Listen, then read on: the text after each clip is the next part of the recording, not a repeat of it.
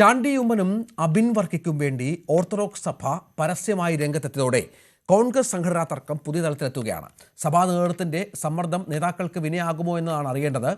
Orthodox സഭാ നേതൃത്വത്തിന്റെ നീക്കത്തോടുള്ള കോൺഗ്രസിന്റെ പ്രതികരണവും നിർണായകമാണ്. ഇന്നലെയാണ് ഓർത്തഡോക്സ് സഭാ നേതൃത്വം ചാണ്ടി ഉമ്മനും അബിൻ വർക്കിക്കും വേണ്ടി പരസ്യമായി രംഗത്തെത്തിയത്. എനിക്ക് ഓർപ്പിക്കാനുള്ള ഇത്രയേ ഉള്ളൂ. മലങ്കര സഭ ആർക്കും ഏത് വിധത്തിലും കൊട്ടാവുന്ന ചെണ്ടയാണ് എന്ന് ആരും തെറ്റിദ്ധരിക്കരുത്. അബിൻ വർക്കിയും ശ്രീ ചാണ്ടി ഉമ്മനുമൊക്കെ ഞങ്ങളുടെ യുവതയാണ്. അവരാരും മതം വെച്ച് കളിക്കാറില്ല. അവരാരും ഞങ്ങൾ ഇന്ന സഭക്കാരാണെന്നും പറയാറില്ല. രാഷ്ട്രീയ സാമൂഹിക രംഗത്ത് പ്രവർത്തിക്കുമ്പോൾ ഒരു തീവ്രവാദത്തിനും മലങ്കര സഭ ഒരിക്കലും കൂട്ടുനിന്നിട്ടില്ല, നിൽക്കുകയുമില്ല.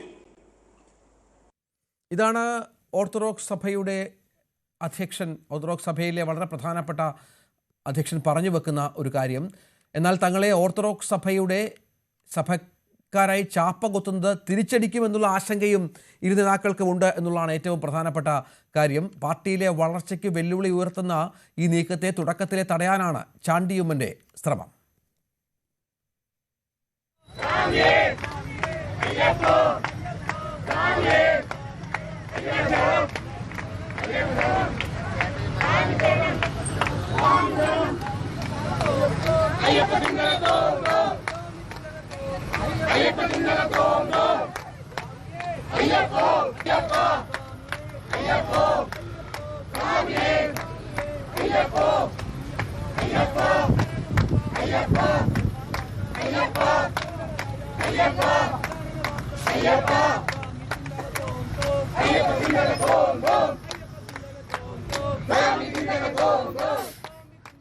ഡാൻ കുര്യൻ വിവരങ്ങൾ പങ്കുവെക്കും. ഈ ദൃശ്യങ്ങൾ ഇന്നലെ ചാണ്ടി ഉമ്മൻ പന്തളത്ത് നടന്ന വിശ്വാസ സംരക്ഷണ ജാഥയിൽ UDFന്റെ പങ്കെടുത്തതാണ്.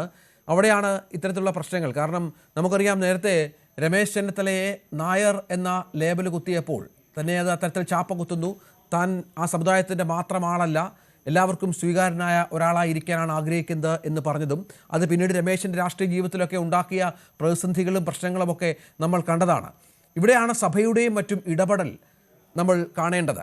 സഭ കോൺഗ്രസ് രാഷ്ട്രീയത്തിൽ ഇത്തരത്തിൽ ഇടപെടുന്നുണ്ട്. പക്ഷേ മറ്റു രാഷ്ട്രീയ പാർട്ടികളുടെ കാര്യത്തിൽ സഭയ്ക്ക് ഇത്തരം അഭിപ്രായമുണ്ടോ എന്നതുകൂടി കാത്തിരുന്ന് കാണേണ്ടി വരും. അങ്ങനെ ഇതുവരെ സംഭവിച്ചിട്ടില്ല എന്നതും കേരള ചരിത്രം വ്യക്തമാക്കുന്നുണ്ട്. ഡാൻ കുര്യൻ ഏറ്റവും പുതിയ വിവരങ്ങളുമായി ചേരുകയാണ്. ഡാന്, ഇവിടെ സഭയുടെ വളരെ പ്രധാനപ്പെട്ട ആൾ പറഞ്ഞു വെക്കുന്നത് ഞങ്ങളുടെ മക്കളാണ് അബിൻ വർക്കിയും ചാണ്ടി ഉമ്മനും എന്നുള്ളതാണ്. അത് ഈ പുനഃസംഘടനയിൽ നിന്നൊക്കെ തഴഞ്ഞത് അതിൻ്റെയൊക്കെ പരസ്യമായി ചാണ്ടി ഉമ്മൻ വ്യക്തമാക്കിയിരുന്നു. പക്ഷേ അബിൻ വർക്കി അങ്ങനെ വ്യക്തമാക്കാൻ തയ്യാറായിട്ടില്ല. ഇത് ഏത് തരത്തിൽ കോൺഗ്രസ് പാർട്ടി പ്രതികരിക്കുമെന്നാണ് നമ്മൾ കാണേണ്ടത്. അങ്ങനെ ഒരു പ്രതികരണം സാധാരണ പാർട്ടിയുടെ ഭാഗത്തു നിന്ന് ഉണ്ടാകാറുമില്ലല്ലോ. അതായത് അബിൻ വർക്കിക്ക് യൂത്ത് കോൺഗ്രസിൻ്റെ അധ്യക്ഷ സ്ഥാനം നിഷേധിക്കപ്പെട്ടതിൻ്റെ ഒരു അസ്വാസ്ഥ്യം അത് വലിയ തരത്തിൽ ചർച്ചയായി മാറിയിട്ടുണ്ടായിരുന്നു. അത് കോൺഗ്രസ് ക്യാമ്പിൽ മാത്രമല്ല, ഓർത്തഡോക്സ് സഭയ്ക്കുള്ളിലും അത് വലിയ ചർച്ചയാകുന്ന ഒരു സാഹചര്യമുണ്ടായിരുന്നു. അതിന് തൊട്ട് പിന്നാലെയാണ് ഈ KPCCയുടെ പൊതുസംഘടനാ പട്ടിക വരുന്നത്. ആ KPCCയുടെ പൊതുസംഘടനാ പട്ടികയിൽ ചാണ്ടി ഉമ്മന് കൃത്യമായ ഒരു പ്രാതിനിധ്യം KPCC ജനറൽ സെക്രട്ടറി പദവിയോ അതല്ലെങ്കിൽ മറ്റേതെങ്കിലും ഒരു പദവിയോ ലഭിക്കുമെന്ന വലിയൊരു പ്രതീക്ഷ ചാണ്ടി ഉമ്മന് ഒപ്പമുള്ളവർക്കുണ്ടായിരുന്നു. അതോടൊപ്പം ഓർത്തഡോക്സ് സഭയും അങ്ങനെ ഒരു പ്രതീക്ഷയിൽ തന്നെയായിരുന്നു. പക്ഷേ ഈ രണ്ടിടങ്ങളിലും, അതായത് യൂത്ത് കോൺഗ്രസിൻ്റെ അധ്യക്ഷ പദവി അബിൻ വർക്കിക്ക് നഷ്ടമാകുന്നു. അതോടൊപ്പം ചാണ്ടി ഉമ്മന് KPCC പൊതുസംഘടനയിൽ മതിയായ ഒരു പ്രാതിനിധ്യം ലഭിക്കാതെ വരുന്ന ഒരു സാഹചര്യം.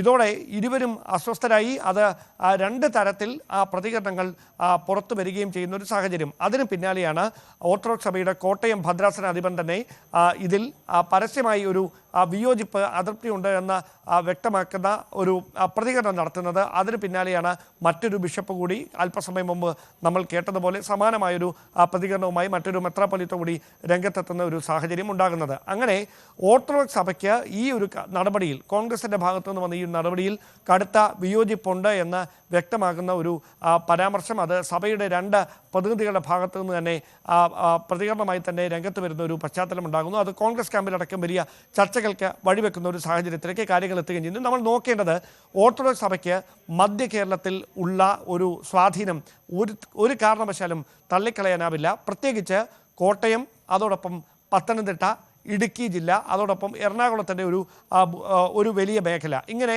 3-4 ജില്ലകളിൽ വലിയ സ്വാധീനമുള്ള നിർണായകമായൊരു ശക്തിയാണ് ഓർത്തഡോക്സ് സഭ. അതുകൊണ്ട് തന്നെ ഒരാളെ പൂർണ്ണമായി അങ്ങ് ജയിപ്പിക്കാൻ കഴിഞ്ഞില്ലെങ്കിലും പലരുടെയും പരാജയത്തിന് കാരണമാകാൻ ഓർത്തഡോക്സ് സഭയുടെ വോട്ട് ബാങ്കിന് കഴിയും. അത് കോൺഗ്രസ് രാഷ്ട്രീയത്തിന് കൃത്യമായി തന്നെ അറിവുള്ള കാര്യമാണ്, കോൺഗ്രസ് നേതൃത്വത്തിന് അറിവുള്ള കാര്യമാണ്. അതുകൊണ്ട് തന്നെ ഒരു മുന്നറിയിപ്പ് എന്തവണ്ണമാണ് സഭയുടെ പ്രതിനിധികൾ അത്തരത്തിൽ ചില പ്രതികരണങ്ങൾ നടത്തിയതെന്ന് വേണം പറയാൻ.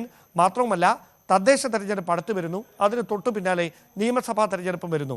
അവിടെ നിയമസഭാ തെരഞ്ഞെടുപ്പിൽ അടക്കം കൃത്യമായി ഓർത്തഡോക്സ് സഭയുടെ ഭാഗമായി നിൽക്കുന്ന രാഷ്ട്രീയ നേതാക്കൾക്ക് കോൺഗ്രസ് ക്യാമ്പിൽ നിന്ന് മതിയായ പരിഗണന ലഭിക്കണം എന്ന ഒരു സന്ദേശമായി, ഒരു മുന്നറിയിപ്പായി കൂടി ഈ സഭയും സഭകളും സമുദായവുമായി എന്നും ചേർന്ന് നിൽക്കുന്ന രാഷ്ട്രീയ പാർട്ടി തന്നെയാണ് കോൺഗ്രസ്. ആ തരത്തിൽ വളർന്നു നേതാക്കന്മാർ ഒരുപാടുണ്ട്.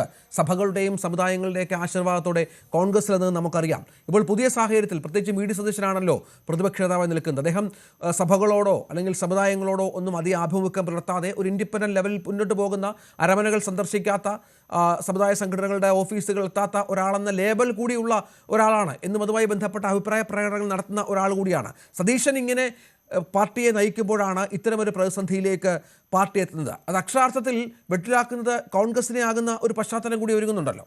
അതായത് പ്രതിപക്ഷ നേതാവ് വി ഡി സതീശന് ക്രൈസ്തവ സഭാ നേതൃത്വങ്ങളുമായി മറ്റ് നേതാക്കൾക്ക് ഉള്ളതിനേക്കാൾ അടുത്ത ഒരു ബന്ധമുണ്ട്, അല്ലെങ്കിൽ അത്തരത്തിലൊരു ബന്ധമുണ്ടാക്കാനുള്ള ശ്രമങ്ങളൊക്കെ പലപ്പോഴും ഉണ്ടായിട്ടുണ്ട്. പക്ഷേ മർത്തോമ സഭയുമായി ബന്ധപ്പെട്ട് ഒരു പരിപാടിയിൽ പങ്കെടുക്കുന്നതിൽ നിന്ന് പ്രതിപക്ഷ നേതാവിന് ക്ഷണം നിരസിക്കപ്പെടുന്ന സാഹചര്യത്തോടെയാണ് അത് വലിയ തരത്തിൽ ചർച്ചയായി മാറുന്ന സാഹചര്യമൊക്കെ ഉണ്ടായത്. എന്തായാലും വി ഡി സതീശൻ എന്ന രാഷ്ട്രീയ നേതാവിന് എല്ലാവരോടും സമദൂരം മതി എന്ന നിലപാടൊക്കെ ഉണ്ടായിരിക്കാം. പക്ഷേ കേരളത്തിൻ്റെ പ്രതിപക്ഷ നേതാവ് എന്ന നിലയിൽ UDF നയിക്കുന്ന ഒരു വ്യക്തി എന്നുള്ള നിലയിൽ അത്തരത്തിൽ ഒരു സമദൂര നിലപാടുമായി മുമ്പോട്ട് പോകാൻ കഴിയാത്തൊരു സാഹചര്യം വരും. അതുകൊണ്ട് തന്നെയാണ് എല്ലാ സഭാ നേതൃത്വവുമായി മറ്റ് സാമുദായിക നേതൃത്വവുമായൊക്കെ അവർ ഈ തെരഞ്ഞെടുപ്പ് അടുത്ത് വരുന്ന ഒരു പശ്ചാത്തലത്തിൽ കൂടി ബന്ധങ്ങൾ ഊട്ടിയുറപ്പിക്കാനുള്ള ഒരു നീക്കങ്ങൾ സ്വാഭാവികമായി നടക്കുന്ന സാഹചര്യമുണ്ടാകും. നമുക്കറിയാം, വെള്ളാപ്പള്ളി നടേശൻ വലിയ തരത്തിലുള്ള വിമർശനം പ്രതിപക്ഷ നേതാവിനെതിരെ പല ആവർത്തി ഉന്നയിക്കുന്നത് കണ്ടതാണ്. അപ്പോഴൊക്കെ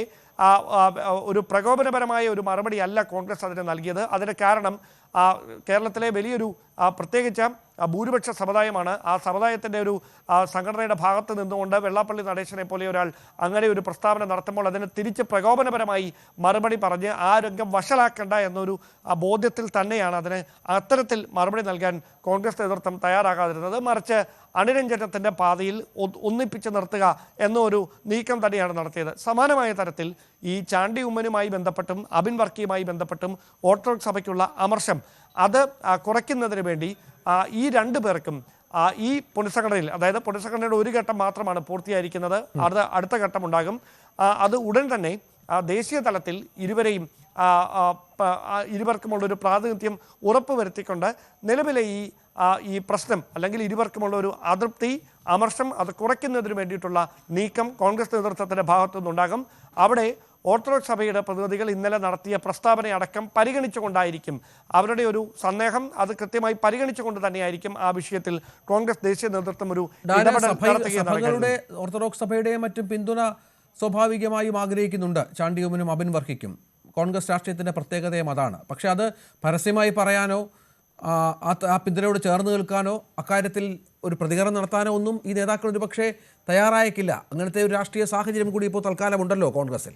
അതായത് കേരള കോൺഗ്രസ് പോലെയല്ല, ഇപ്പോൾ കേരള കോൺഗ്രസ് പാർട്ടിയുമായി ബന്ധപ്പെട്ട് നിൽക്കുന്നവർ തീർച്ചയായിട്ടും ഈ കത്തോലിക്ക സഭയുടെ കൃത്യമായ നിർദ്ദേശങ്ങൾ, അവരുടെ കൃത്യമായ സ്വാധീനം, അത് എല്ലാം ആ നേതാക്കളെയും അവരുടെ തീരുമാനങ്ങളെയും ഒക്കെ സ്വാധീനിക്കാറുണ്ട്. പക്ഷേ കോൺഗ്രസ് പോലെ ഒരു മതേതരത്വ സ്വഭാവമുള്ള പാർട്ടിയിൽ മറ്റ് എല്ലാ സമുദായങ്ങൾക്കും ഒരുപോലെ പ്രാധാന്യം കൊടുക്കുന്ന ഒരു പാർട്ടിയിൽ നിന്നുകൊണ്ട് ഏതെങ്കിലും ഒരു പ്രത്യേക സമുദായത്തിന് വേണ്ടി വക്താവാകാനോ അല്ലെങ്കിൽ പ്രത്യേക സമുദായത്തിന് വേണ്ടി മാത്രമായി സംസാരിക്കാനോ അബിൻ വർക്കിക്കോ ചാണ്ടി ഉമ്മനോ ഒന്നും കഴിയില്ല. അതുകൊണ്ട് തന്നെയാണ് ഈ വിവാദങ്ങൾ നടക്കുന്നതിനിടയിൽ ശരണം വിളിച്ചുകൊണ്ട് ഇന്നലെ ഈ വിശ്വാസ സമാപന വേദിയിലേക്ക് ചാണ്ടി ഉമ്മൻ പദയാത്രയായി പ്രവർത്തകർക്കൊപ്പം നടന്നുപോയത്. അത് വലിയ തരത്തിൽ സമൂഹ മാധ്യമങ്ങളിലൂടെ ആ ദൃശ്യങ്ങളടക്കം പടരുന്നുമുണ്ട്. അതായത് ഏതെങ്കിലും ഒരു സമുദായത്തിൻ്റെ ലേബലിൽ മാത്രം ചാപ്പകുത്തി തങ്ങളെ കരുതുക വയ്യ, അങ്ങനെ ഒരു വ്യാഖ്യാനം ഉണ്ടാകരുത്. അതിൻ്റെ അപകടം നേരത്തെ നേരിട്ടതാണ് നമ്മൾ നേരത്തെ സൂചിപ്പിച്ച പോലെ രമേശ് ചെന്നിത്തല. അത് തിരിച്ചറിഞ്ഞുകൊണ്ട് തന്നെയാണ്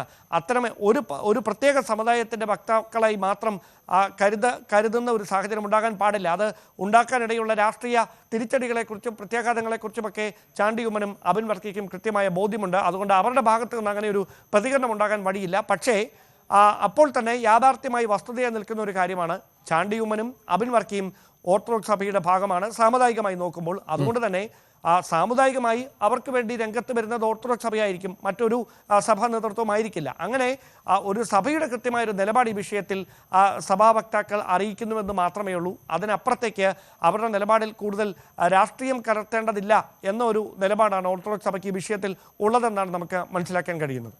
തീർച്ചയായും അതാണ് സാഹചര്യം. ഏതായാലും എന്തൊരു ഗതികേടാണ് ഈ കോൺഗ്രസ് നേതാക്കൾക്ക് എന്നോർക്കണം. കാരണം സഭയുടെ പിന്തുണയും വേണം, എല്ലാ സഭയുടെ മാത്രമല്ല എല്ലാ സമുദായങ്ങളുടെയും പിന്തുണയും വേണം. ചാണ്ടി ഉമ്മൻ ഇന്നലെ അയ്യപ്പ ശബരിമല സംരക്ഷണ ജാഥയിൽ അണിചേർന്ന് ശരണം വിളിക്കുന്നു. മറുഭാഗത്ത് ചാണ്ടി ഉമ്മന് വേണ്ടി ഓർത്തഡോക്സ് സഭയുടെ മെത്രാന്മാർ രംഗത്ത് വരുന്നു. അവർ പറയുന്നത് ഞങ്ങളുടെ മക്കളാണ് ചാണ്ടി ഉമ്മനും അബിൻ വർക്കിയും എന്നാണ്. പക്ഷേ ഈ പിന്തുണകളെ ഒന്നും പരസ്യമായി സംസാരിക്കാനോ അതുമായി ബന്ധപ്പെട്ട് പ്രതികരിക്കാനോ നേതാക്കൾക്ക് ആവുന്നില്ല എന്നതും പ്രധാനമാണ്. ഈ വിഷയത്തിൽ ഈ സമ്മർദ്ദം നേതാക്കൾക്ക് വിനയാകുമോ എന്ന ചോദ്യം കൂടി വളരെ പ്രസക്തമായി ഉയരുന്നുണ്ട്. നമുക്കറിയാം ഡാന് സമീപകാലത്ത് കോൺഗ്രസിൽ നിന്ന് ചോർന്ന ക്രൈസ്തവ വോട്ടുകൾ അവിടെ BJP ഒക്കെ ലക്ഷ്യം വെക്കുന്ന ഒരുപാട് കാര്യങ്ങളുണ്ട്. കേരള കോൺഗ്രസിൻ്റെ UDF നിന്ന് അകന്നു പോയതോടെ അവർക്ക് നഷ്ടപ്പെട്ട വോട്ടുകൾ ചേർത്ത് നിർത്താനുള്ള ശ്രമങ്ങൾ പ്രധാനമാണ്. ഓരോ നിയമസഭാ മണ്ഡലത്തിലും ക്രൈസ്തവ വോട്ടുകളുടെ പ്രാധാന്യവും മനസ്സിലാക്കുന്ന ആളുകളാണ് കോൺഗ്രസ് നേതാക്കൾ എന്നറിയാം.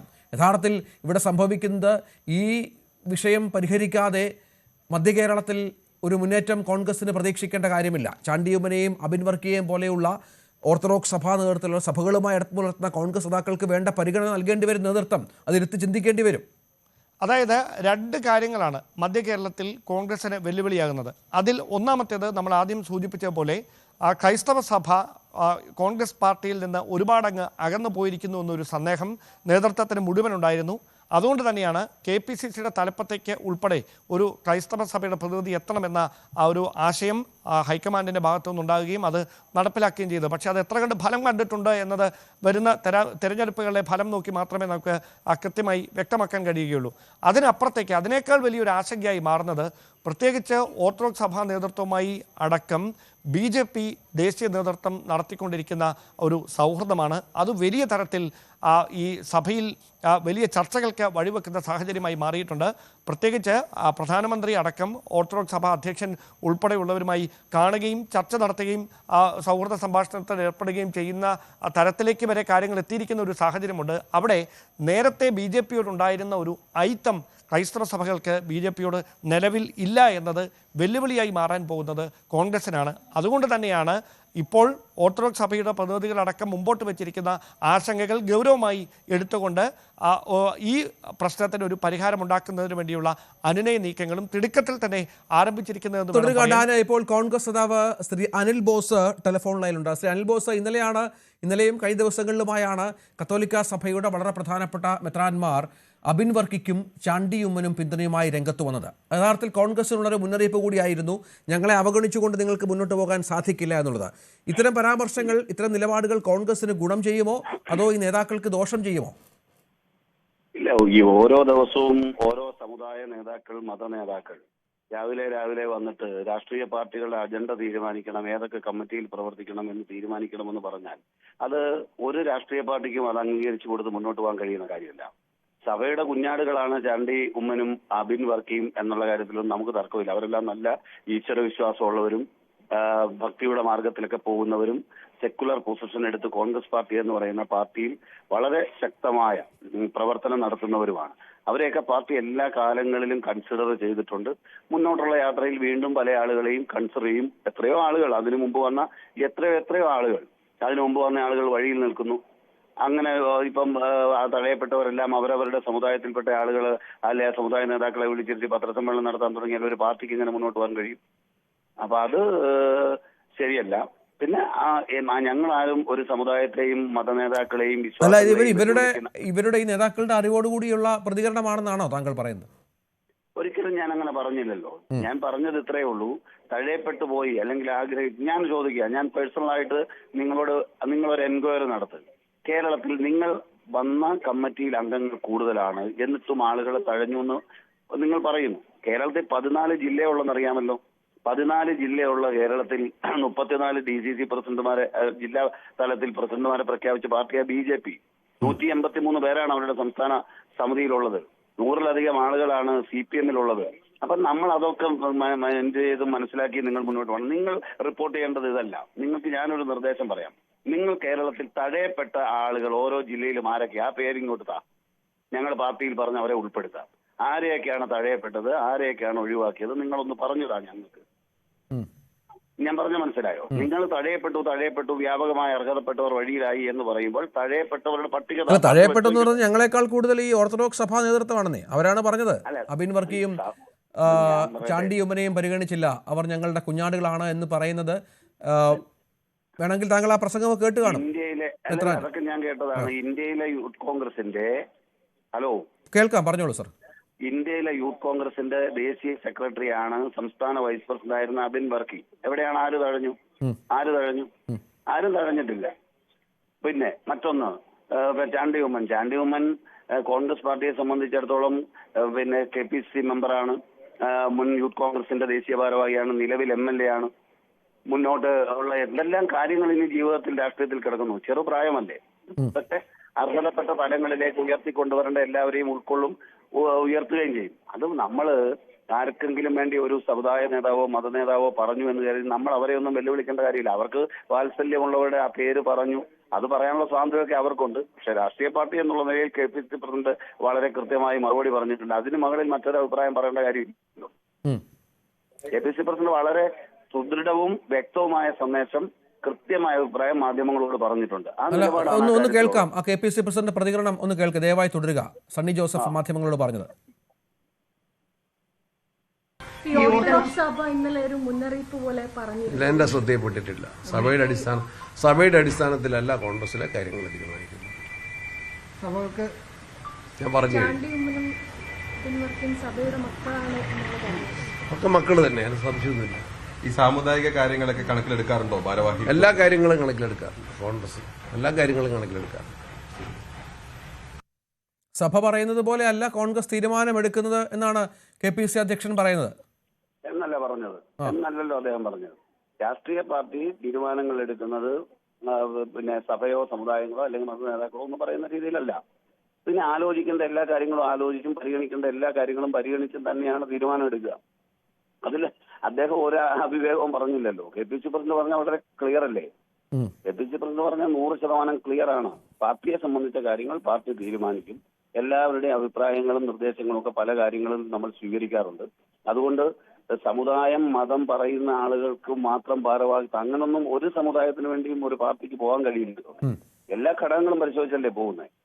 അപ്പൊ അതിന്റെ അകത്ത് സഭയുടെ കുഞ്ഞാടുകളാണ് അവരെന്നുള്ള കാര്യത്തിൽ ആർക്കും തർക്കമില്ല. സഭ അവർക്ക് അനുഗ്രഹം ചൊരിയണമെന്ന് തന്നെയാണ് അഭിപ്രായം. ജനാധിപത്യ സംവിധാനം നിലനിൽക്കാൻ സഭയും സമുദായവും മതനേതാക്കളും ഒറ്റക്കെട്ടായിട്ട് നിൽക്കണം.